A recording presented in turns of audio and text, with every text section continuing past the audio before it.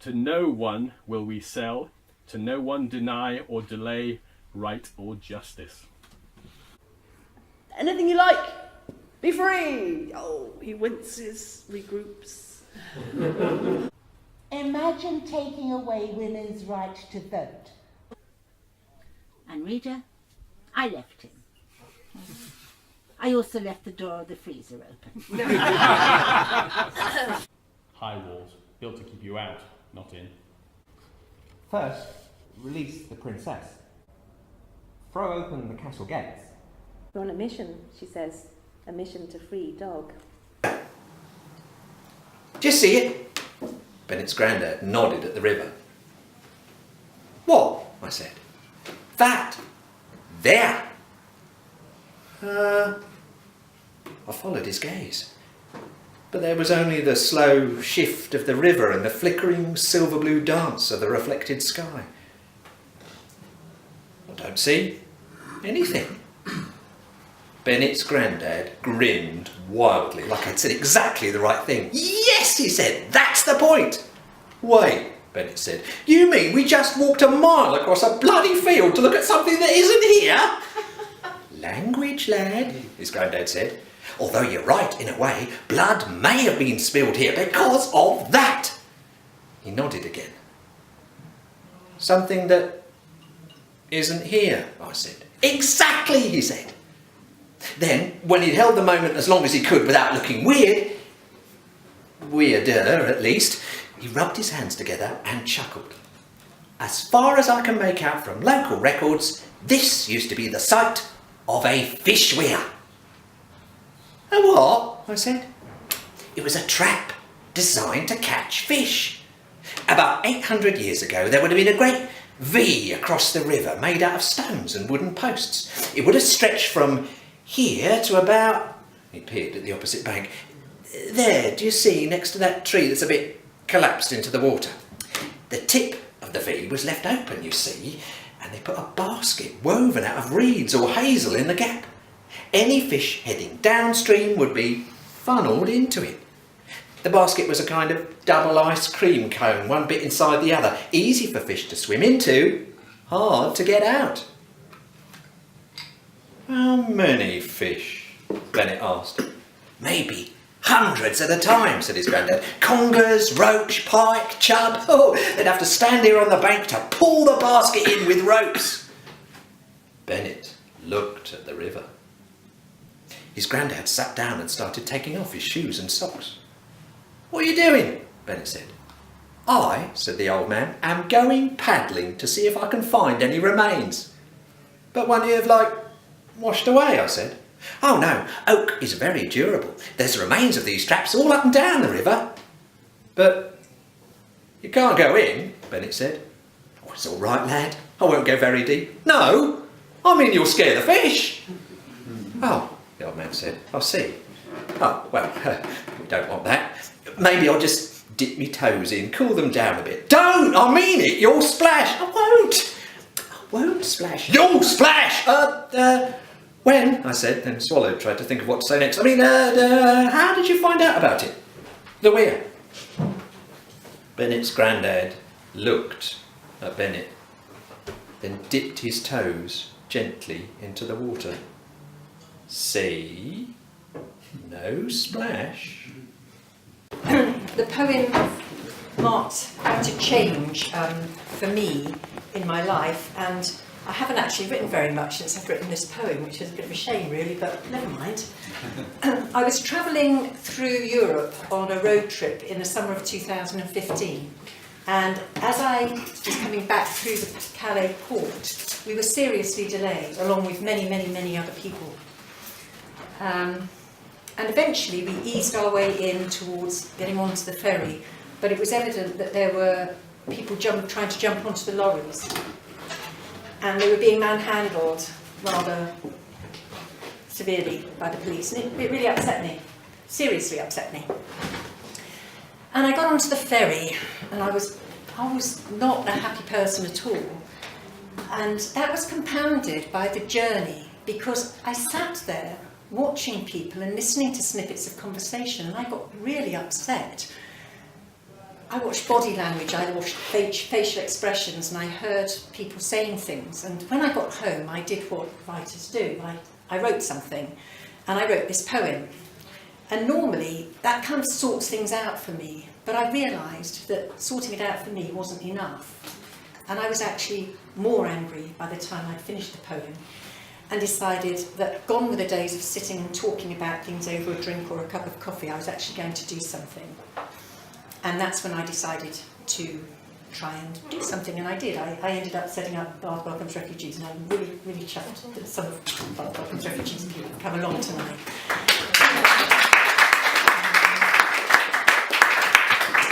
Because they all work really hard, and they've helped me make Bath Welcomes Refugees an effective organisation in this city.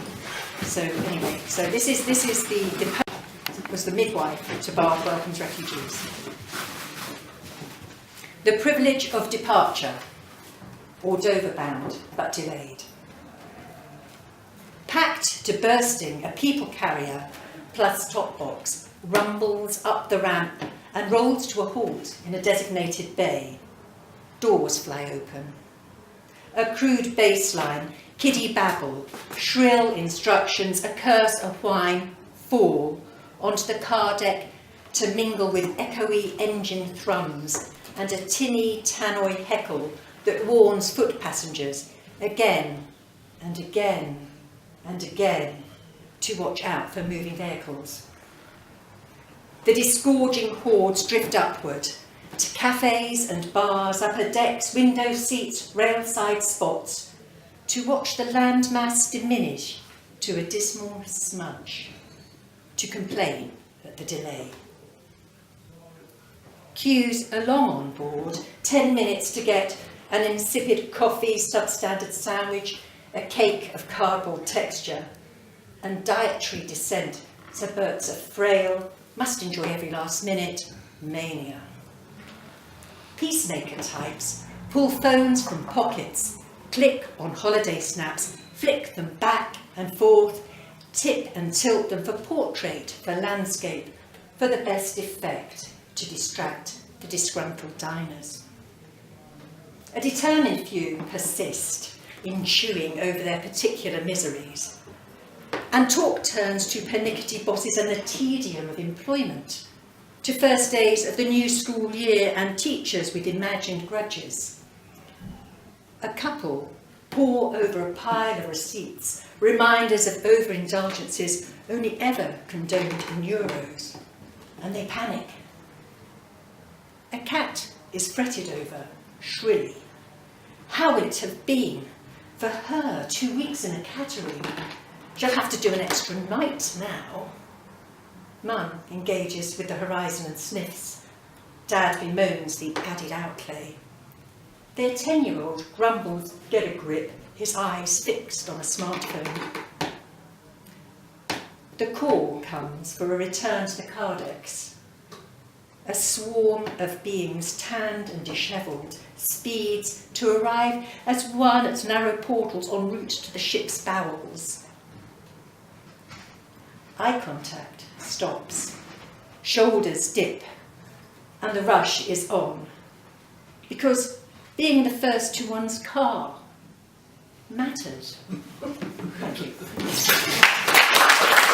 And I was fascinated by the Wigtown Martyrs Memorial, which commemorates the death of 2 women who refused to take an oath of allegiance to the king as the head of the church. They said only God could be the head of the church, the king couldn't be. And so they tied them out in the estuary to stakes. They put the older woman considerably further forward than the younger woman, in the hopes that when she drowned, the younger woman would repent. And having been to the bay and seen the posts, like Bernie, how you deal with things, go and write about them. So this is what I wrote. Wigtown Bay, 1685. 2 women are tied to posts at the mouth of the Blednock stream, to stand till the flood o'erflows them and they drown.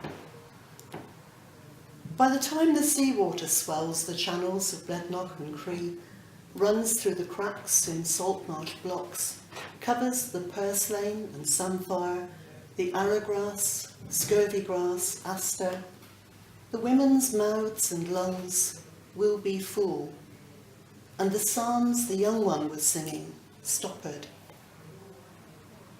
The blizzard of Arctic birds that wintered on the Merse are moving on. A few grey lags pluck the grass. The white-cheeked barnacles have gone, and the last lines of pinkfoot drift across the sky, heading for Greenland. Craters of shell cling under the driftwood, seaweed streaming downwards from open mouths, life hanging. At sunrise, the hunter lowers his gun as two geese break through the water's sheen. Underwings gleaming, they wheel into the sun. The first one is called Flax San Francisco, and Flax is actually the name of a store. So, Flax San Francisco. He spends his first night on Market Street, excited in a paper store, browsing Japanese handmaids and discontinued lecture set, watching leather men choose portfolios. He stays until closing, treks to bar 6 in Time Out's top 10, swinging a letterpress bag. This next poem is about my last night in San Francisco, which is kind of more of how I was expecting the experience would be to be, the links to the past, the present and the future of the city. It's called Pearls Over Shanghai. He spends his last night in the Castro at a Coquette's review. The man beside says he knew Sylvester, says he knew Tom Gunn, and he is impressed.